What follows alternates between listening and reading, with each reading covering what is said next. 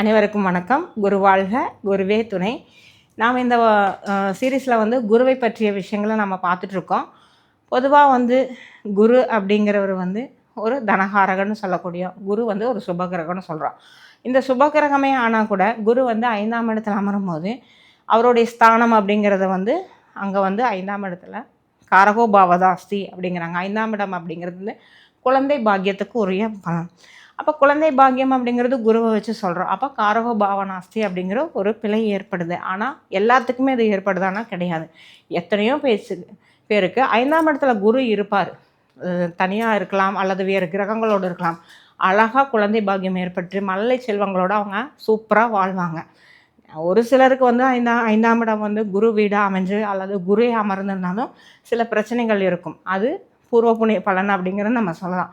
அப்போ 5ஆம் இடத்துல குரு அப்படின்னா குலதெய்வ ஆசிகள் அப்படிங்கிறது கிடைக்கிது. அப்புறம் ஒரு ஆன்மீக ஈடுபாடு அப்படிங்கிறது, கலைகளில் தேர்ச்சி அப்படிங்கிற ஒரு விஷயம் இருக்குது. புத்திசாலித்தனம் அப்படிங்கிறது, மனம் அப்படிங்கிறது வந்து ஒரு மாதிரி ஒரு நல்ல தெய்வீகமாக சாத்வீகமாக இருக்கக்கூடியது இருக்குது. இதையே ஸ்தானபல ரீதியாக அது கெட்டிருந்ததுன்னா சஞ்சலமான மனம் அப்படின்னு சொல்லலாம், குழப்பமான மனம்னு சொல்லலாம். அப்போ வந்து அவர்களுடைய எண்ணங்கள் வந்து ஒரு ஸ்டேபிளாக இருக்காது. காதலில் ஒரு பிரச்சனைகள் வரும். இவங்க வந்து ஒரு நல்ல லவ் பண்ணுறாங்க அப்படின்னா அந்த இடத்துல கூட இவங்க வந்து அந்த குருத்தன்மை அப்படிங்கிறது வெளிப்பட்டு அந்த வாழ்க்கை துணையோ அல்லது அவங்களுடைய காதலர் அப்படின்றவங்க கூடயும் ஒரு தேவையில்லாத பிணக்குகள் ஏற்படும். குழந்தைகளுக்கு குறித்து எப்பவுமே ஒரு கவலை இருக்கும். ஏன்னா அந்த இடத்துல வந்து குரு மட்டும் தனிச்சிருக்கும் போது பால் பண்ணுவார். குரு நின்ற வீடு அப்படிங்கிறது பால் இல்லையா? அப்போ 5ஆம் இடத்த வந்து ஓரளவுக்கு அவர் வந்து தவறான ஒரு நிலையை உருவாக்கி கொடுத்துரும் குரு நிற்கும் போது.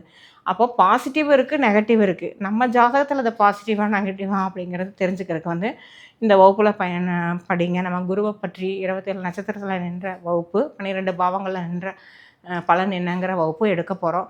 17/6/2026 அன்று இந்த வகுப்பில் கலந்து கொண்டு உங்களுடைய குரு நின்ற பலன் அப்படிங்கிற விஷயத்தை தெரிஞ்சு உங்கள் வாழ்க்கையை பொற்காலமாக மாற்றிக்கொள்ளுங்கள். நன்றி, வணக்கம். வாழ்க வளமுடன்.